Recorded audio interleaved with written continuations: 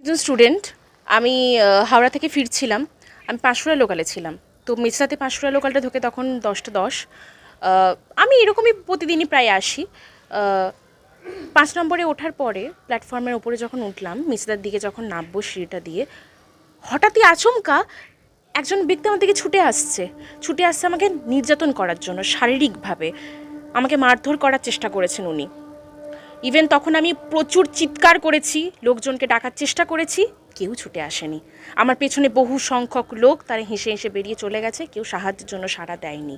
আমি প্রচুর police protection, প্রচুর আরপিএফকে ডাকার চেষ্টা করেছি, ওনারাও কেউ ছুটে আসেনি, কারোর কোনো সাড়া পায়নি। ইভেন ওখানে কেউ নেই, ওটা পুরো ফাঁকা। রাত্রিবেলাতে আমাদের কোনো সেফটি নেই। আমাকে প্রতিদিন কলেজ থেকে ফিরতে হচ্ছে। আমাদের সঙ্গে আমার মা ছিল।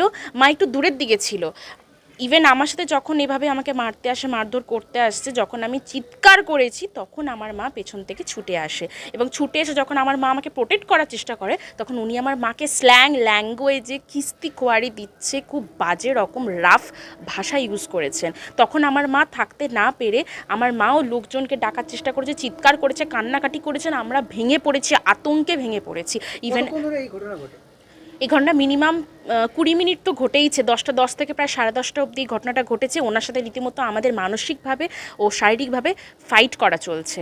ইভেন আমার মাকে উনি নির্যাতন করার চেষ্টা করেছেন। যখন আমার মা আমাকে প্রোটেক্ট করে, উনি আমার মাকে গলা টিপে মারতে এসেছেন, নির্যাতন করার খুব বাজে রকমভাবে চেষ্টা করেছেন।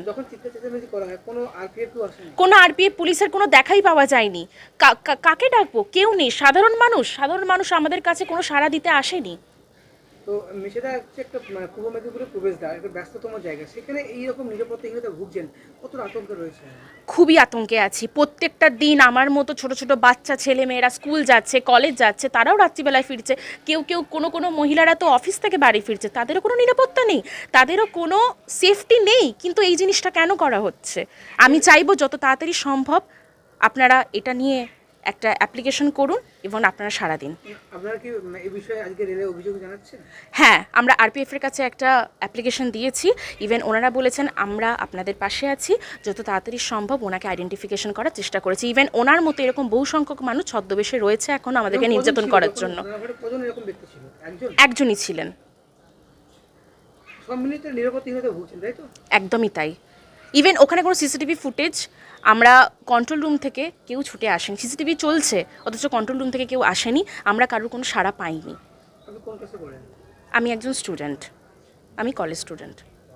গতকাল আমরা যখন হাওড়া পাঁশকুড়া লোকালে আসি, রাত্রি তখন মেছেদায় যখন নামি তখন রাত্রি 10টা 15। এবার নামার পর যখন মেছেদা ওভারব্রিজের ওপর দিয়ে বাড়ি ফিরছি, সেই সময় আমাদের ওপরে হঠাৎ একটা অপরিচিত ব্যক্তি, অচেনা অজানা ব্যক্তি হঠাৎ চড়াও হয় আমাদের ওপরে, এবং আমি এবং আমার মেয়ে ছিলাম, দুজনে ফিরছিলাম বাড়ি। তো সেখানে আমার মেয়ের ওপরে যখন চড়াও হয়ে গিয়ে মেয়েকে হাত ধরে টানাটানি করতে যায়, তখন আমি মেয়েকে প্রোটেক্ট করতে গিয়ে তখন আমার ওপরেও সে চড়াও হয়। তো আমাদের শারীরিক নিগ্রহের চেষ্টা করে। ওখানে চিৎকার করি, প্রচণ্ডভাবে চিৎকার করে যে সাহায্যের জন্য চিৎকার করি। একজন ব্যক্তিও সাহায্যের জন্য এগিয়ে আসেননি, এবং ওখানে কোনো পুলিশ কর্মীও ছিল না, কোনো আরপিএফ, কোনো লেডিস পুলিশ কর্মী কেউ ছিলেন না। একদমই টোটালি মানে ব্রিজের ওপরটা ফাঁকা ছিল, ওভারব্রিজের ওপরটা। মেছেদাতে ঠিক টিকিট কাউন্টারের নাবার মুখের ওই সামনের সিঁড়িটার মুখেই হয়েছে, এবং প্রচণ্ডভাবে চিৎকার চেঁচামেচির জন্য লোকটা ভয় পেয়ে তখন দৌড়ে পালিয়ে যায়। তো আমি প্রশাসনের কাছে এটা আবেদন রাখবো যে আমাদের মতো এরকম তো অনেক মহিলারাই রাত্রেবেলা কলেজ করে অফিস করে তো বাড়ি ফেরেন। তো এটা কীরকম সুরক্ষা আপনারা দিচ্ছেন? আপনাদের ডিউটির কর্মীরা কোথায়? তারা নেই কেন? আপনাদের প্ল্যাটফর্মেও কোনো পুলিশ কর্মী নেই। আমরা যে হাওড়া থেকে পাঁশকুড়া লোকালে যে এলাম, মেছেদা পর্যন্ত একটা লেডিস কম্পার্টমেন্টে পুলিশ কর্মী নেই। মানে আপনারা এদিকে দেখাচ্ছেন যে আমরা বিশাল অনেক পুলিশ কর্মী রেখেছি, আমরা বিশাল কাজ করি। আমরা তো দেখতে পাই যখন লোকালিটি, যখন অনেক লোকজন থাকে প্ল্যাটফর্মে, ওভারব্রিজের ওপরে, তখন আপনাদের দেখি পুলিশ কর্মীরা ডিউটি করে। কিন্তু যখন ফাঁকা জায়গা, যেখানে মানুষজন যাতায়াত করবে, তাদের বাড়ি ফিরতে রাত্রি হবে, সেই জায়গায় নিরাপত্তা সুরক্ষাটা কোথায়? সেখানে নেই কেন? আপনাদের কাছে আমার এটাই নিবেদন যে আপনারা যথাযথ ব্যবস্থা নেবেন, এটা আশা করছি। এই বিষয়ে কি আজকে কোনো রেল কর্তৃপক্ষকে অভিযোগ দেওয়া হয়েছে? হ্যাঁ, অবশ্যই আমরা আরপিএফ, জিআরপিএফ, ওসি সবাইকে কমপ্লেন জানিয়েছি। আশা রাখবো ওনাদের কাছে আপনারা যত তাড়াতাড়ি আজকে হলে আজকেই আপনারা তার ব্যবস্থা নেবেন, এটা আশা করব আপনাদের কাছে, দেরি না করে। নিরাপত্তা রক্ষী যেন থাকে সেই দাবি করছেন? হ্যাঁ, অবশ্যই অবশ্যই রাত্রেবেলার নিরাপত্তা রক্ষী অবশ্যই দরকার, নিশ্চয়ই দরকার। গাড়ি যদি লেট করে, প্রত্যেকটা মানুষের বাড়ি ফিরতে লেট হয়, এটা তো নর্মাল ব্যাপার। কেউ যে তাড়াহুড়ো করে চলে আসবে, কারোর তো আর প্লেন নেই, হেলিকপ্টার নেই যে ফোন করে দিল গিয়ে নিয়ে চলে এলো।